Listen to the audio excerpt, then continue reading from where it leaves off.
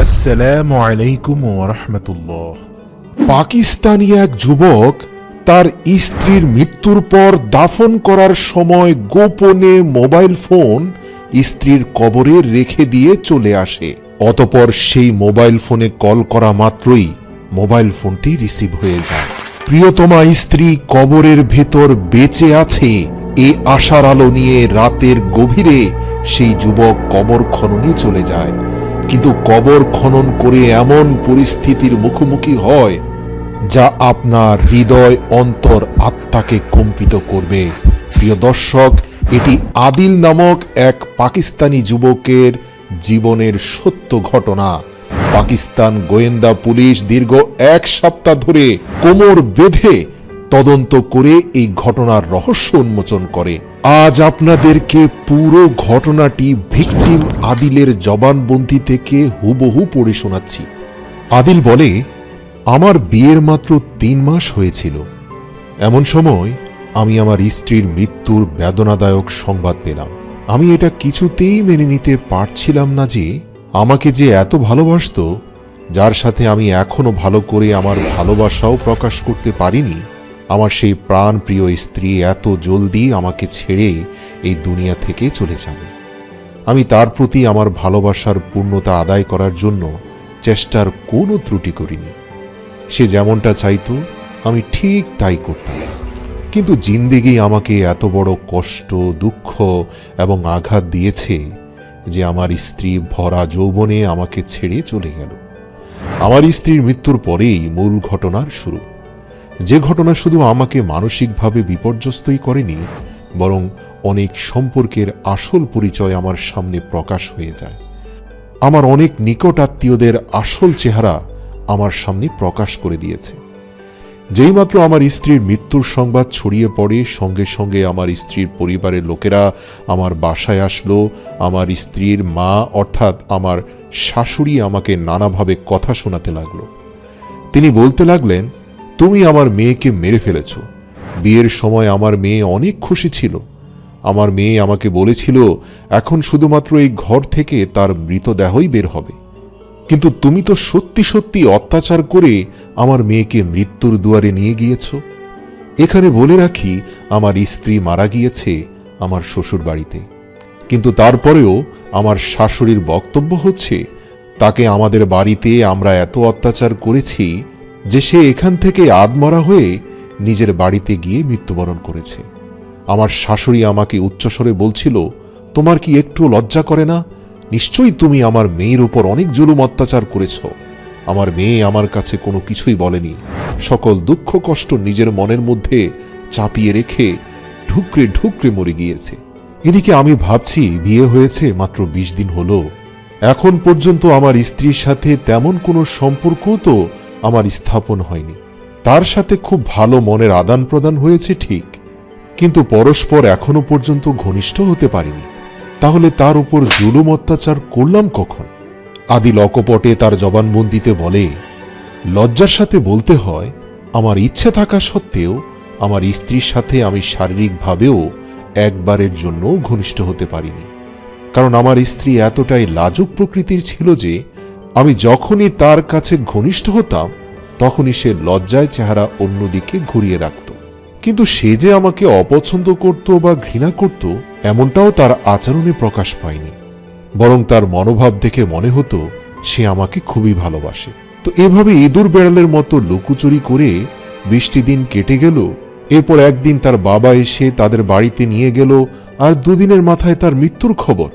বিষয়গুলো ভাবছিলাম, আর এদিকে আমার শাশুড়ি উচ্চস্বরে আমাদের বাড়িতে বলছে, আমার মেয়ের সাথে করা প্রতিটি অন্যায় জুলুমের পাপের হিসাব তোমাকে দিতে হবে। তুমি আমার মেয়ের উপর অনেক অত্যাচার করেছ। এছাড়াও আরও একটি বড় ঘটনা ঘটে গেল যা আমাকে আরো বেশি পেরেশানির মধ্যে ফেলে দিয়েছিল। আমার স্ত্রীর পরিবারের লোকেরা বলতে লাগলো, আমাদের মেয়ের মৃত লাশ আমাদের বাড়িতে দাফন হবে। কিন্তু আমার বাবা মা বারবার তাদেরকে বলছিল, দেখুন বেআইন সাহেব, আপনার কন্যা আমাদের বাড়ির বউ। সে আপনাদের বাড়িতে মৃত্যুবরণ করলেও তার দাফন কাফন আমাদের বাড়িতেই হওয়া উচিত, এটাই শরীয়তের বিধান। কিন্তু তার মা তা হতে দিল না। কঠোর ভাষায় বলল, তাকে তো শেষ করে দিয়েছেন, এখন লাশটাও নিয়ে যেতে চান? তাকে আমাদের এখানেই দাফন করা হবে। এমনকি আমার স্ত্রী পরিবারের লোকদের মধ্য হতে একজন ব্যক্তি আমার সাথে এসে খুব জেদের সাথে যা তা ভাষায় গালাগাল করতে লাগলো এবং শেষ পর্যন্ত তিনি যে কথা বললেন সেটা হচ্ছে, কোনো অবস্থাতেই আমাদের মেয়ের লাশ আমরা আপনাদের হাতে তুলে দিতে পারি না। আমি মানসিকভাবে অনেক ভেঙে পড়েছিলাম। আসলে সত্যি বলতে কি, তার চেহারা, হাসি কোনো কিছুই ভুলতে পারছিলাম না। তাই তার দাফন কাফন যেখানেই হোক না কেন, আমার দায়িত্ব ছিল তার সঙ্গে থাকা। তাই আমিও আমার স্ত্রীর মৃতদেহের সাথে তাদের বাড়িতে রয়ে গেলাম। আমি আমার স্ত্রীকে কবরে দাফন করার সময় অনেক বেশি পেরেশানি অবস্থায় ছিলাম। তাই আমি যখন আমার স্ত্রীকে কবরের মধ্যে রাখতে গেলাম, তখন আমার সারা শরীর কাঁপতে লাগলো। আমার নিজের মৃত্যুর কথা স্মরণ হতে লাগলো। আমার ইচ্ছে করছিল আমার স্ত্রীর সাথে আমিও এই দুনিয়া থেকে চলে যাই, কিন্তু আমার পক্ষে তা করা সম্ভব ছিল না। সেই মুহূর্তে হঠাৎ কে যেন আমাকে পেছন থেকে ধাক্কা দিল। আমি পেছনে ঘুরে তাকিয়ে দেখলাম যে লোকটি দাঁড়িয়ে রয়েছে সে মূলত ওই ব্যক্তি যে কিছুক্ষণ আগে আমাকে খুব মন্দ ভাষায় গালাগাল করছিল। সে ব্যক্তি বলতে লাগলো, আরে ভাই, এখন কি তুমিও তোমার স্ত্রীর সাথে কবরে শুয়ে পড়বে নাকি? তাড়াতাড়ি কবর থেকে উঠে আসো। আমার কাছে এই ব্যক্তির ব্যবহার অনেক অদ্ভুত এবং ঘৃণা ভরা মনে হচ্ছিল। আমি কবর থেকে উঠে কিছুটা পিছিয়ে আসলাম।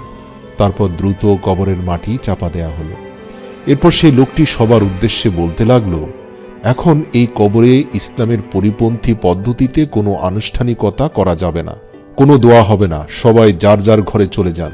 তারপর তিনি আমাকে বলতে লাগলেন, আর তুমি মিয়া, এবার কি স্ত্রীর শোকে মাতম করতে করতে এই দুনিয়া থেকে চলে যাবে? যাও, তুমিও তোমার ঘরে ফিরে যাও। এখন আর এসব নাটক করো না। মেয়ের জীবন শেষ দিয়েছ, এখন নিজে গিয়ে নতুন বউ খোঁজো, এটাই তো তোমার কাজ। আমি সেই লোকটির তিক্ত ও কড়া ভাষার কথাগুলো শুনে খুবই কষ্ট পেলাম, কিন্তু আমার আর করার কিছুই ছিল না। কেননা সেই সময়টা এমন স্পর্শকাতর ছিল, আমার হৃদয় এতটাই ভরাক্রান্ত ছিল যে আমি তেমন কোনো কথা বলতে পারলাম না। আমি চুপচাপ নিজের ঘরে ফিরে আসলাম। ঘরে ফেরার পর আমার মন খুব খারাপ হয়েছিল, আমার হৃদয়ে রক্তক্ষরণ হচ্ছিল। তখন আমি আমার এক বন্ধুকে ফোন করার সিদ্ধান্ত নিলাম। আমি যখন মোবাইল বের করার জন্য আমার পকেটে হাত দিলাম, আমি লক্ষ্য করলাম আমার পকেটে মোবাইল নেই। আমার পায়ের নিচ থেকে যেন মাটি সরে যাচ্ছিল। আমি অনেক দুশ্চিন্তায় পড়ে গেলাম, কেননা আমার স্ত্রীর সর্বশেষ স্মৃতিগুলো ওই মোবাইল ফোনেই ছিল, অন্য কোথাও ছিল না। মানে আমাদের পাশাপাশি বসে তোলা বেশ কিছু ছবি, তার হাসি মাখা মুখের ছবি। কষ্টে যন্ত্রণায় মাথার চুল ছিঁড়তে লাগলাম। তার স্মৃতিগুলো রক্ষা করতে পারলাম না। নিজেকে বলতে থাকলাম, কত অভাগা আমি, স্ত্রীর শেষ স্মৃতিগুলো রাখতে পারলাম না। হঠাৎ আমার মনে পড়ল, আমি যখন কবরস্থান থেকে বাসায় ফিরছিলাম তখন আমার পকেট অনেক হালকা অনুভব করছিলাম, কিন্তু আমি তখন অন্যমনস্ক থাকায় পার্থক্যটা খেয়াল করতে পারিনি। কিন্তু এখন আমি বুঝতে পারছি আসলে আমি আমার মোবাইলটা কবরস্থানে কোথাও ফেলে এসেছি। আমি দ্রুত ঘর থেকে বের হয়ে কবরস্থানের দিকে রওনা দিলাম, কারণ মোবাইল ছাড়া বর্তমানে জীবন কল্পনা করা অসম্ভব। আমি ঘর থেকে বের হয়ে কবরস্থানের দিকে রওনা দিলাম এবং কবরস্থানে পৌঁছে সেই জায়গায় চলে গেলাম যেখানে আমার স্ত্রীকে দাফন করা হয়েছিল। সেখানে পৌঁছে আমি চারদিকে আমার দৃষ্টি বুলিয়ে খুঁজতে লাগলাম, কিন্তু কোথাও আমার মোবাইল খুঁজে পেলাম না। আমি এদিক ওদিক খুঁজতে লাগলাম। সে সময় হঠাৎ একজন বৃদ্ধ লোক আমার দিকে আসতে লাগলো। আমার কাছে এসে তিনি আমাকে জিজ্ঞাসা করলেন, এই বেটা, তুমি কি খুঁজছো? সেই মুরব্বী সম্ভবত এই কবরস্থানের কবর খননকারী চাচা। আমি তাকে বললাম, চাচা, আমি মনে হয় আমার মোবাইল ফোন এখানে কোথাও ফেলে গিয়েছি, সেটাই খুঁজতে এসেছি। সে বৃদ্ধ লোকটি তখন খুব হয়রানির সাথে আমাকে বলল, তুমি তোমার মোবাইল আবার কবরের ভেতরে ফেলে দাওনি তো? আমি বললাম, হ্যাঁ চাচা, এটাই হতে পারে। আসলে যখন কবরের ভেতর থেকে কেউ একজন আমাকে উঠিয়ে দিচ্ছিল তখন বারবার কবরের ভেতরটা ঝুঁকে দেখতে চেয়েছিলাম। তখন আবার একজন এসে আমাকে পেছন থেকে টান দিয়েছিল হাত ধরে। মনে হয় সে সময় আমার মোবাইলটা কবরের ভেতর পড়ে গিয়েছিল। এই কথা মনে করে আমি খুব চিন্তায় পড়ে গেলাম। আমার মোবাইল কি তাহলে এই কবরের ভেতরেই পড়ে গিয়েছে? চাচা, মনে হয় এই কবরটা যদি আমরা রাতে খুঁড়ে মোবাইল ফোনটা বের করে ফেলি তাহলেই ভালো হয়। আমার কথা শুনে চাচা নিজের দুই কানে হাত লাগিয়ে বলতে লাগলো, তওবা করো মিয়া, এ তুমি কেমন কথা বলছো? সামান্য একটা মোবাইলের জন্য তুমি আল্লাহ তাআলার এত বড় একটা বিধান লঙ্ঘন করবে? কবর আল্লাহ তাআলার সীমারেখা। কবরকে আলমে বরজাক বলা হয়েছে, যার অর্থ হচ্ছে পর্দার আড়ালের জগৎ।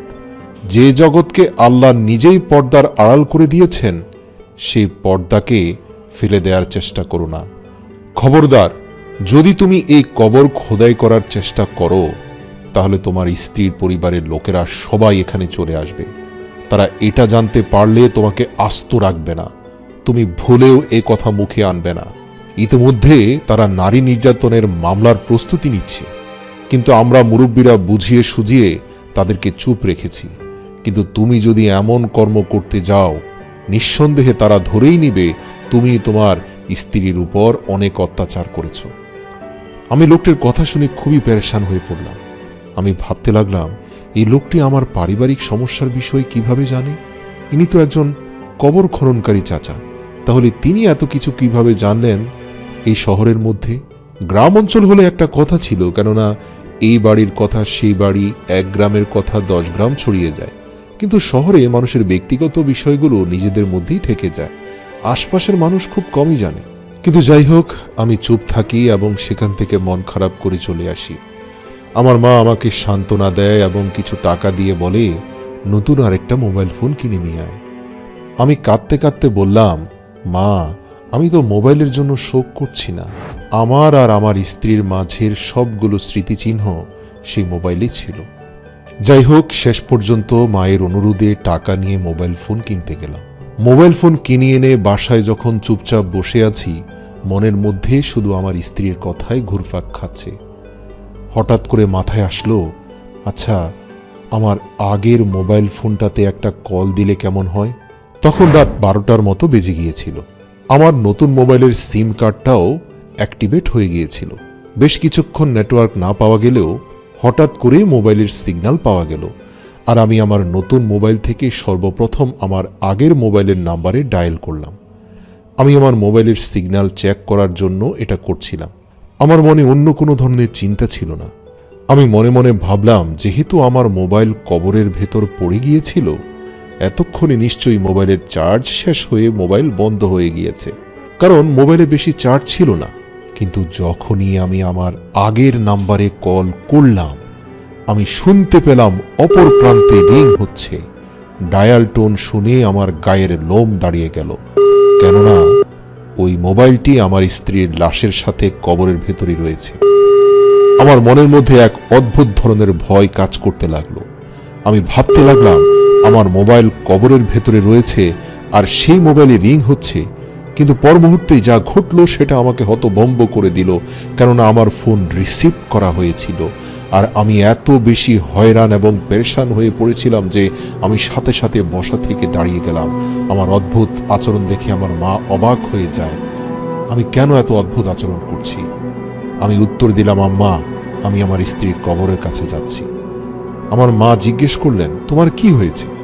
প্রথমে মোবাইল খোঁজার বাহানা করে গিয়েছিলে, এখন আবার নতুন করে কোন মুসিবত তৈরি হলো যে এত গভীর রাতে তুমি তোমার স্ত্রীর কবরের কাছে যাচ্ছ? আমি বললাম, আম্মা, আমাকে যেতেই হবে।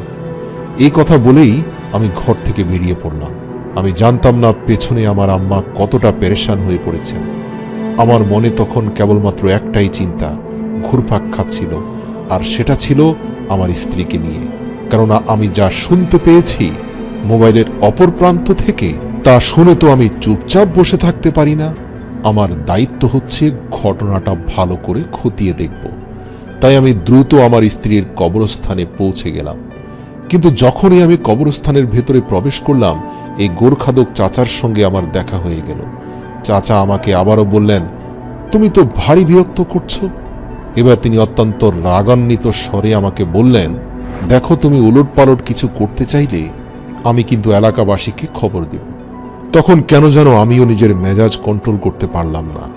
আমি অত্যন্ত রাগান্বিত স্বরে বললাম, চাচা মিয়া, আপনার কাজ কি? কবর খোদাই করা, ঠিক না? আপনি এর মধ্যেই থাকুন। আপনি কেন বারবার আমার বিষয়ে নাক গলাতে আসেন? আমাকে বারবার এত প্রশ্ন কেন করেন? আমি এখানে কেন আসি বারবার তা জানতে চান? চাচা আমাকে বলল, আরে মেয়া, রাগ হয়েও না, আমি তো তোমাকে সহানুভূতির জন্য জিজ্ঞাসা করি। তুমি এই কবরস্থানের ব্যাপারে কিছুই জানো না। আমি এখানকার গোরখদক, এখানে কিছু হলে আমাকেই সেই দায়ভার নিতে হবে। তাই আমি জিজ্ঞাসা করছি, যদি কোনো সমস্যা থাকে তাহলে আমাকে বলতে পারো খুলে, আমি সেটা সমাধান করার চেষ্টা করব। আমি তখন গোরখাদক চাচাকে সব ঘটনা খুলে বললাম। এই কথা শোনার সাথে সাথে চাচার চেহারার রং পরিবর্তন হয়ে গেল। তিনি বললেন, বেটা, আমি এ বিষয়ে কিছুই জানি না, তবে আমি তোমাকে একটা কথা অবশ্যই বলবো, এই ঘটনার সম্পর্ক তোমার স্ত্রীর সাথে, তোমার স্ত্রীর কবরের সাথে নয়। তুমি তোমার স্ত্রীর পরিবারের লোকদের কাছে গিয়ে এই ঘটনার ব্যাপারে জিজ্ঞাসা করো, তাহলে তুমি নিজেই হয়তো অনেক কিছুই বুঝতে পারবে। দেখো, আমরা নিরীহ মানুষ, অনেক কিছু দেখেও না দেখার ভান করতে হয়। চাচার মুখ থেকে এই কথাগুলো শুনে আমার মাথা চক্কর দিতে থাকলো। দ্রুত শ্বশুরবাড়িতে গিয়ে দেখলাম সেখানে সবাই গোল মিটিং করছে। তারা প্রত্যেকেই আমার স্ত্রীর ব্যাপারে কথা বলছে, কিন্তু শোক প্রকাশ করছে না, বরং রাগ প্রকাশ করছে। আমি চুপচাপ তাদের পাশে দাঁড়িয়েছিলাম। হঠাৎ করে আমার হাতের ধাক্কা লেগে তাদের দেয়ালে টানানো একটা শোপিচ ভেঙে গেল। সবার দৃষ্টি আমার দিকে পড়ল। তারা আমাকে জিজ্ঞাসা করলো, আরে বেটা, তুমি এখানে কখন আর কি জন্য এসেছো? আমার শাশুড়ি আমাকে জিজ্ঞাসা করতে লাগলো, কি ব্যাপার বাবা, তুমি কেন এসেছো? ওনার গলার স্বর শুনে আমি আশ্চর্য হয়ে গেলাম। আমি কিছুটা দৃঢ়ভাবে বললাম, আম্মাজি, আমি আপনাদেরকে একটি কথা বলার জন্য এসেছি। আমার এই কথাটা শুনে আমার শাশুড়ি যেন ঢোক গিলতে থাকলেন। আমি আমার শাশুড়ির দিকে আশান্বিত চোখে তাকালাম।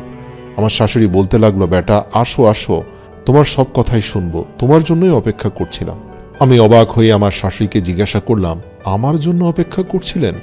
কিন্তু আপনি তো বললেন আমার বিরুদ্ধে মামলা করবেন। আমার শাশুড়ি তখন বলতে লাগলো, বেটা, পরিস্থিতি এমন, তুমি তো জানো আমরা একটি সাধারণ পরিবার।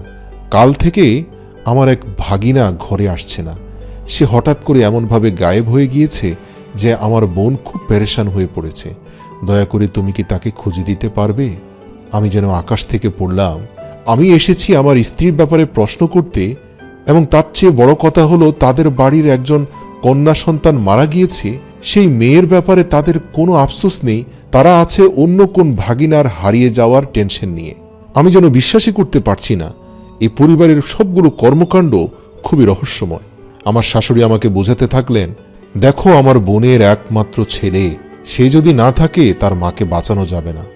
তুমি তো জানো অনেকদিন থেকে এদের সাথে আমাদের মনোমালিন্য চলছে, কিন্তু এই ঘটনার পর আমরা দুইটি পরিবার আবার একত্র হয়ে গিয়েছি। এই কথা শুনে আমি তাকে আশ্বস্ত করলাম যে ঠিক আছে, আমি আপনার বোনের ছেলেকে খুঁজে বের করব। কিন্তু বাসায় এসে আমি চুপচাপ বসে থাকতে পারলাম না। আমি আমার স্ত্রীর কবরকে পুনরায় খোদাই করতে চেয়েছিলাম।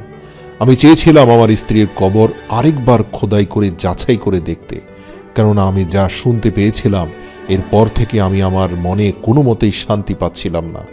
আমি চাইছিলাম যে আমি আমার স্ত্রীর কবরকে পুনরায় খোদাই করব।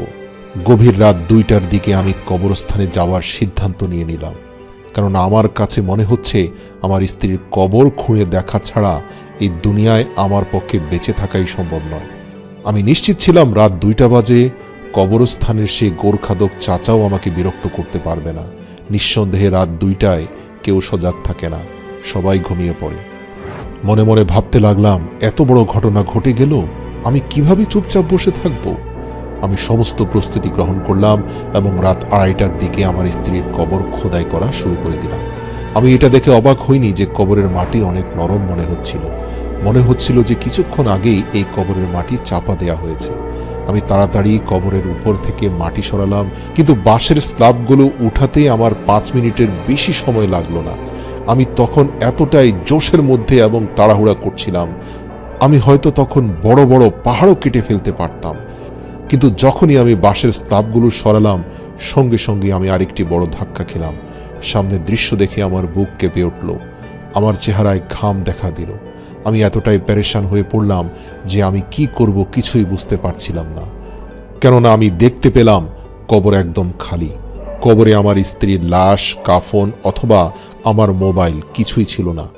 আমি তো আমার মোবাইল খোঁজার জন্য এসেছিলাম, কিন্তু এখন তো আমার সামনে নতুন আরেক কাহিনী খুলে গেল। যখন আমি আমার নাম্বারে কল করেছিলাম তখন কেউ একজন আমার কল রিসিভ করেছিল, যার ফলে আমার মনে হয়েছিল যে আমার মোবাইল কবরের ভেতর নেই, কেউ হয়তো আমার মোবাইল চুরি করে নিয়ে গিয়েছে। কিন্তু কিছুক্ষণ পর যখন আমি অপর প্রান্ত থেকে পরের কথাটি শুনলাম, তখনই আমার মধ্যে সন্দেহ দেখা দেয়। কেননা অপর প্রান্ত থেকে কিছুক্ষণ বাতাসের সুর শব্দ শোনা যায়, কিন্তু তারপরেই আমার কানে আরেকটি কণ্ঠস্বরের আওয়াজ ভেসে আসে। আমি শুনতে পেলাম কেউ একজন বলছে, আমার স্ত্রী কবরের মধ্যে অনেক যন্ত্রণায় আছে, অবশ্যই দ্রুত তার নামের ঋণগুলো পরিশোধ করে দিলে সে কবরে শান্তি পাবে। যতক্ষণ পর্যন্ত সে ঋণ পরিশোধ করা না হবে ততক্ষণ পর্যন্ত সে কষ্ট পাবে। যদি আমি অত্যন্ত গাধা হতাম তাহলে আমি এই কথাগুলো শুনে বোকা হয়ে যেতাম এবং আমার স্ত্রীর নামের ঋণগুলো পরিশোধ করার জন্য উঠে পড়ে লাগতাম। কিন্তু পরক্ষণে আমি ভাবতে লাগলাম, কবরে আসা ফেরেশতা তো কখনোই মাতৃভাষায় কথা বলবে না। আমি তো শুনেছি তারা আরবিতে কথা বলবে। আর তাছাড়া এটা কিভাবে সম্ভব যে একজন ফেরেশতা আমার ফোন রিসিভ করে আমার স্ত্রীর কবরের আযাবের ব্যাপারে আমাকে বয়ান দিচ্ছে? তাই পুরো বিষয়টা আমার কাছে একটা মিথ্যে সাজানো নাটক বলে মনে হয়েছে। কেননা বাস্তবে এটা কখনোই হতে পারে না। অনেক মানুষেরা এর পূর্বে কবরের ভেতর ক্যামেরা অথবা মাইক্রোফোন রেখে নানান ধরনের পরীক্ষা করার চেষ্টা করেছে, কিন্তু আজ পর্যন্ত কোনো মানুষ নিজ কানে কোনো কবরের ফেরেশতার আওয়াজ শুনতে পায়নি। এটা আল্লাহর গোপন বিষয়, আর এ বিষয়ে আল্লাহই ভালো জানেন। এটা হতেই পারে না যে কোনো কবরের ভেতর থেকে কোনো ফেরেশতার আওয়াজ মানুষ শুনতে পাবে। এ কারণে আমার সন্দেহ হয় এবং আমি আমার স্ত্রীর কবর খোদাই করার সিদ্ধান্ত নিই। তারপর যখন আমি কবর খোদাই করলাম সেখানে আমি কিছুই পেলাম না। আমি তখনই আমার স্ত্রীর পরিবারের লোকদের কাছে চলে গেলাম। আমি তাদেরকে বললাম, আমি আপনাদের মেয়ের কবর খোদাই করেছি, কিন্তু আমার স্ত্রীর দেহ সেখানে নেই। এ কথা শুনে আমার শ্বশুর বাড়ির লোকেরা আমার উপর প্রচণ্ড রেগে যায়। তারা আমাকে বলে আমি নিশ্চয়ই তাদের মেয়ের লাশ চুরি করে নিয়ে গিয়েছি। তারা আমাকে বলে, এমন নোংরা কাজ তুমি কি করে করতে পারলে? আমার স্ত্রীর ভাই তো আমাকে প্রায় মারার জন্য তেড়ে এসেছিল। সে এতটা জোরে চিৎকার চেঁচামেচি করে কথা বলছিল যে আমি তাতে ভয় পেয়ে গেলাম। যাই হোক, এই পরিবারের লোকদের সাথে তর্ক বিতর্ক দীর্ঘায়িত না করে দ্রুত নিজেকে সামলে নিয়ে এসে ঘর থেকে বের হয়ে আসলাম। কয়েক মাইল দূরে গিয়ে একটি মসজিদে ঢুকে 2 রাকাত নামাজ আদায় করে আল্লাহর দরবারে হাত তুলে অঝরে কাঁদতে লাগলাম। আলহামদুলিল্লাহ, আল্লাহ আমার ডাক শুনেছেন। মসজিদের মুয়াজ্জিন আমার কাছে এসে বললেন, আপনার কষ্টটা বুঝতে পারছি। দয়া করে আপনার শাশুড়ি আপনাকে যে ভাগিনাকে খুঁজে বের করার কথা বলেছে, আপনি অমুক ঠিকানায় গিয়ে সে ভাগিনার খোঁজ করুন, আপনি সবকিছু বুঝতে পারবেন। আমি তাকে বললাম, আপনি আরেকটু খোলাখুলি বলুন না, সে ভাগিনা কে আর আমার স্ত্রীর লাশ কোথায় গেল? তখন সে মুয়াজ্জিন বলল, দেখুন, আমাদেরকেও তো বেঁচে থাকতে হবে। আপনার শ্বশুরবাড়ির লোকজন অত্যন্ত বিপজ্জনক। মুয়াজ্জিন সাহেবের কথা শোনার পর আমার ভেতরে সন্দেহের দানা আরো শক্তপোক্ত হয়। কেননা আমার শাশুড়ির ভাগিনা যেই দিন ঘর থেকে গায়েব হয়েছিল সেই দিন আমার স্ত্রী মারা যায়। যাই হোক, আমি মানুষের কাছে জিজ্ঞেস করে করে সেখানকার একমাত্র বাস স্ট্যান্ডে গিয়ে পৌঁছালাম। মুয়াজ্জিন সাহেবের কথা অনুযায়ী সেখানে গিয়ে আমি মানুষদের কাছে আমার শাশুড়ির ভাগিনার ব্যাপারে জিজ্ঞাসা করলাম। সেখানের একজন স্থানীয় ব্যক্তি আমাকে জানালো যে আমার শাশুড়ির ভাগিনা 5 কিলোমিটার দূরে একটা জুয়ার আড্ডাখানায় চলে গিয়েছে। সে নিয়মিত সেখানে জুয়া এবং মাদক সেবন করে। আমিও ঠিকানা অনুযায়ী সেখানে রওনা দিয়েছি। এটা আমার জন্য মোটেই কষ্টের বিষয় ছিল না। আমি খুব সহজেই তাকে খুঁজে পেয়ে গেলাম। সে সেই জুয়ার আড্ডাখানার আশপাশের একটি ছোট গলিতে একটি ভাড়া বাসায় থাকত। মোটামুটি কয়েক ঘন্টা খোঁজার পর আমি তাকে না পেলেও তার ঘরের ঠিকানা পেয়ে গেলাম। স্ত্রীর মৃত্যুর পর গত কয়েকটি দিনে জীর্ণশীর্ণ আমি যখন তার বাসার সামনে দাঁড়িয়ে দরজায় করাঘাত করার জন্য দাঁড়ালাম, তখন আমার মনের মধ্যে জমে থাকা সমস্ত প্রশ্নের উত্তর ইতিমধ্যে আমার জানা হয়ে গিয়েছে। আরও কিছু প্রশ্ন আমার মনে জেগেছিল। আমি সেই সব প্রশ্ন তাকে জিজ্ঞেস করতে চাইলাম, কিন্তু দরজায় করাঘাত করার পর যখন দরজা খোলা হলো, আমি অবাক হয়ে দেখলাম সামনে আর কেউ নয়, আমার নিজের স্ত্রী আমার সামনে দাঁড়িয়ে আছে। আমি তো অন্য কাউকে খোঁজার জন্য এখানে এসেছিলাম। আমার স্ত্রী আমাকে দেখেই চেহারার রং তার পাল্টে যায়। সে অনেক কষ্টে নিজেকে সামলে নিয়ে পিছিয়ে যেতে থাকে। সে পেছনের দিকে প্রচণ্ড জোরে দৌড় দিতে যাবে, এই মুহূর্তে আমি তাকে ঝট করে হাত ধরে ফেললাম এবং এত জোরে তার হাত চেপে ধরলাম যে তার কাচের চুড়িগুলো ভেঙে তার হাত রক্তাক্ত হয়ে গেল। সে জোরে জোরে চিৎকার করতে লাগলো এলাকাবাসী আমাকে একজন নারী অপহরণকারী গুন্ডা ভেবে মারধর করার জন্য উদ্যত হলো। তারা আমার স্ত্রীর রক্তাক্ত হাত দেখে প্রচণ্ড আগ্রাসীভাবে লাঠিসোঁটা নিয়ে আমার দিকে এগিয়ে আসছিল। নিঃসন্দেহে তারা আমাকে মেরেই ফেলত যদি না আমার স্ত্রী তাদেরকে চুপ করতে বলতো। সে তাদের সবাইকে বলল, দয়া করে ওনাকে মারবেন না, উনি আমার স্বামী। এবার এলাকাবাসীর একজন এসে আমার স্ত্রীকে প্রচণ্ড জোরে একটা ধাক্কা দিয়ে বলল, তুমি তো প্রচণ্ড রকম অসভ্য মেয়ে, তোমার স্বামী যদি এই ব্যক্তি হয়ে থাকে তাহলে কার সংসার করছো এখানে? প্রতিদিন রাতে এখানে তোমার সাথে কে থাকে? যাই হোক, মানুষ অনেক ভৎসনা করে সেখান থেকে চলে গেল। আমি দেখতে পেলাম আমার স্ত্রীর চেহারায় অনেক আক্ষেপ ছিল। আমি আমার স্ত্রীকে জোর করে আমার গাড়ির ভেতরে নিয়ে গেলাম। আমি তাকে জিজ্ঞাসা করলাম, তুমি এখানে কেন? তুমি তো মরে গিয়েছিলে। আমার স্ত্রী কাঁদতে লাগলো। সে আমাকে বলল, আল্লাহর ওয়াস্তে আমাকে ক্ষমা করে দিন। আমি তাকে ধমক দিয়ে বললাম, আল্লাহর নাম মুখে আনবে না। তুমি আল্লাহকে অসন্তুষ্ট করে এই পথ বেছে নিয়েছ। দেখো এখানে কত মানবেতর জীবনযাপন করছো তুমি। এই বস্তির ভেতরে না আছে স্বাস্থ্যকর কোনো খাদ্য, না আছে খাবার পানি। এটা তো মানুষ বসবাসের জায়গা নয়। কেন তুমি তোমার নিজেকে এই অন্ধকার গলিতে নিক্ষেপ করলে? আমি রাগান্বিত হয়ে তাকে বললাম, তুমি বলো তোমাকে আমি কি শাস্তি দেব? আমার স্ত্রী আমার কাছে হাত জোড় করে ক্ষমা চাইতে লাগলো। সে আমাকে বলতে লাগলো, আপনি একবার আগে আমার পুরো কথা শুনুন, এরপর আমি আপনাকে সব কথা সত্যি সত্যি বলবো। তারপরেও যদি আপনার বিশ্বাস না হয় তাহলে আপনি আমাকে যাই করবেন আমি তা মাথা পেতে নেব। আপনি যদি আমাকে মৃত্যুদণ্ড দেন, আমি মরে যাব, প্রয়োজনে লিখে যাব যে আমার আত্মহত্যা হয়েছে। তার কথাগুলো শুনে নিজেকে শান্ত করলাম। আমার স্ত্রী যখন নিজের কাহিনী বলা শুরু করলো তখন আমি চুপচাপ শুনতে লাগলাম। সে আমাকে বলল, যখন থেকে সে প্রাপ্তবয়স্ক হয় তখন থেকে তার আত্মীয় স্বজনরা তাদের বাড়িতে আসা যাওয়া করত। তাদের মধ্যে তার খালার ছেলেও তাদের বাসায় নিয়মিত আসা যাওয়া করত। এভাবে তার সঙ্গে আমার স্ত্রীর অনেক ঘনিষ্ঠ সম্পর্ক হয়ে যায়। একদিন সে আমার স্ত্রীকে বলে সে আমার স্ত্রীকে মডেলিং করার জন্য শহরে নিয়ে যাবে। আমার স্ত্রী রাতারাতি বিখ্যাত হয়ে যাবে, অনেক টাকা পয়সা কামাই করতে পারবে, তাদের পরিবারের দারিদ্রতা দূর হয়ে যাবে। আমার স্ত্রী তখন তার কথায় রাজি হয়ে যায়। যেহেতু সে অনেক সুন্দরী নারী ছিল, তার বিশ্বাস সে অনেক বড় মডেল হতে পারবে। এরপর সে তার খালাতো ভাইয়ের হাত ধরে অন্য শহরে রওনা দিল। কিন্তু শহরে নিয়ে সে আমার স্ত্রীকে তার লালসার শিকার বানায়, জোরপূর্বক তার সাথে অবৈধ সম্পর্ক স্থাপন করে। এমনকি সে আমার স্ত্রীর সাথে ঘনিষ্ঠ মুহূর্তের আপত্তিকর ভিডিও চিত্র ধারণ করে। যখন তার কাছে আমার স্ত্রীর অনেকগুলো গোপন ভিডিও জমা হয়ে গেল তখন সে আমার স্ত্রীকে ব্ল্যাকমেইল করতে লাগলো। আমার স্ত্রীকে বাধ্য হয়ে তার সব কথা মেনে নিতে হতো।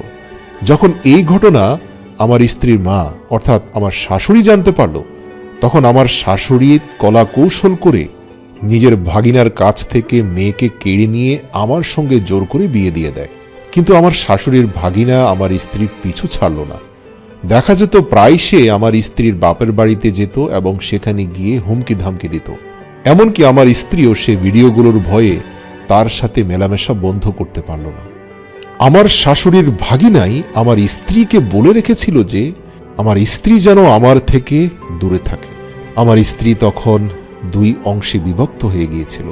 সে একদিকে খুশি মনে আমার সংসারে থাকত, আবার অন্যদিকে তার কথা মতো চলত। বিয়ের পরে আমাদের পরিবারের সাথে কাটানো 20 দিনে সে বুঝতে পেরেছিল একটা ভদ্র সভ্য পরিবারের মর্যাদা বা গুরুত্ব কতটুকু। তার হৃদয় এবং মন এ সংসারেই থাকতে চাইত। কিন্তু তার পুরনো অন্ধকার অতীত এবং সেই ধারণ করা ভিডিওগুলোর ভয় প্রতিনিয়ত তাকে পিছু টানত। নিজের দুঃখ কষ্টের কথা কাউকে বুঝতে দিত না। এরপর হঠাৎ একদিন আমার স্ত্রীর খালাতো ভাই তাকে এক অদ্ভুত আদেশ দিল। সে তাকে বলল, তুমি মরে যাওয়ার নাটক করো, এরপর আমি তোমাকে তোমার বাপের বাড়ি থেকে নিয়ে যাব, এরপর তুমি আমার স্ত্রী হয়ে থাকবে। অতঃপর আমার স্ত্রী তার কথা মতো মরে যাবার অভিনয় করল। আল্লাহ জানে সে এত ভালো অভিনয় কিভাবে করেছিল। তবে যখনই আমার স্ত্রীর মৃত্যুর সংবাদ প্রচার হয়েছিল সঙ্গে সঙ্গে তার পরিবারের সব লোকজন আমার বাসায় চলে এসেছিল। আর হয়তো আমার স্ত্রীকে দাফন করতে তাড়াহুড়া করার কারণও এটাই ছিল। সে বদমাইশ এই সব লোককে পেছনে থেকে কলকাঠি নাড়ছিল। হয়তো সেই সবাইকে অনেক টাকা পয়সা দিয়ে হাত করে রেখেছিল। আর সে এখন আমার স্ত্রীকে নিষিদ্ধ পল্লীতে রেখে টাকা উপার্জনের মাধ্যম বানিয়ে নিয়েছে, আর সেই টাকা দিয়ে জুয়া খেলছে আর মাদক সেবন করছে। আমার স্ত্রীর উপরে অকথ্য জুলুম নির্যাতন দেখতে পেলাম। তার মাথা, চুল, হাত প্রত্যেকটি জায়গায় নির্যাতনের চিহ্ন স্পষ্ট। আমার স্ত্রী নিজের পরিবার হারালো, আত্মীয় স্বজন হারালো, আর আমাকে তো তার মুখ দেখানোরই কোনো সুযোগ নেই। আর এ কারণে সে বাধ্য হয়ে সেই অন্ধকার জগতের সাথে নিজেকে মানিয়ে নেওয়ার চেষ্টা করল, আর দিনের পর দিন আরও দুঃখ কষ্টের চোরাবালিতে তলিয়ে যেতে লাগলো। আমার স্ত্রীর জীবন পশুদের চেয়ে নিকৃষ্ট হয়ে গিয়েছিল। আমি আমার স্ত্রীর সব কথা মনোযোগ দিয়ে শুনছিলাম। কাঁদতে কাঁদতে সব কথা বলার পর সে আমাকে বলল, দেখুন, আমিও যদি আপনার জায়গায় থাকতাম তাহলেও এমন একটা মেয়েকে স্ত্রী হিসাবে মেনে নিতাম না, আর আপনারও উচিত নয় আমাকে স্ত্রী হিসাবে মেনে নেওয়া। আমার অন্ধকার অতীতেই আমাকে হারিয়ে যেতে দিন। আপনাদের পরিবারের মাঝে 20 দিনে আমার যে সম্মান রয়েছে সে সম্মানের সাথেই সেখানেই আমাকে দাফন করে ফেলুন। আর আমার প্রতি যদি আপনার মাত্রা অতিরিক্ত ঘৃণা আর ক্ষোভ তৈরি হয়, দয়া করে এই অন্ধকার কুঠুরিতে আমাকে মেরে চলে যান, কেউ কিচ্ছু জানবে না। আমি আমার স্ত্রীর সব ঘটনা শুনে অকপটে তাকে বলে ফেললাম, যদি এত কিছু জানার পরেও আমি তোমাকে গ্রহণ করতে চাই, তাহলে কি তুমি আমার হাত ধরে এই খারাপ লোকের মোকাবেলা করার জন্য প্রস্তুত আছো? যদি তুমি রাজি থাকো তাহলে আমি তোমাকে এই অন্ধকার থেকে আলোর পথে নিয়ে আসতে রাজি আছি। মনে রেখো, বিয়ের পরে তোমার উপরে যত শারীরিক নির্যাতন হয়েছে তা ধর্ষণের সমতুল্য, যার জন্য অপরাধী শুধু তারাই যারা তোমার উপর এই মানসিক অত্যাচার করেছে। আর অতীতে তুমি যে সকল পাপ করেছ তার জন্য তুমি যদি তওবা করো, মহান প্রভু তোমাকে ক্ষমা করেও দিতে পারেন। আর জেনে রেখো, তিনি অনেক ক্ষমাশীল। যদি আমি তোমাকে ক্ষমা করে দিতে পারি তাহলে ভাবো দয়াময় প্রভু কত ক্ষমাশীল। আমার কথা শুনে আমার স্ত্রীর চোখ বেয়ে পানি পড়তে থাকলো। আমি তাকে বললাম, সমস্যা নেই, সারা দুনিয়ার মানুষকেও যদি সে তোমার ছবি দেখিয়ে বেড়াক না কেন, কিন্তু তোমাকে আমি এখন থেকে আর তার হাতের পুতুল হয়ে থাকতে দেব না। আর আমিও দেখব এবার এই লোক আইনের হাত থেকে কিভাবে বাঁচে। প্রিয় দর্শক, আদিল তার এই জবানবন্দিগুলো কোর্টের সর্বশেষ দিনে দিয়েছিল।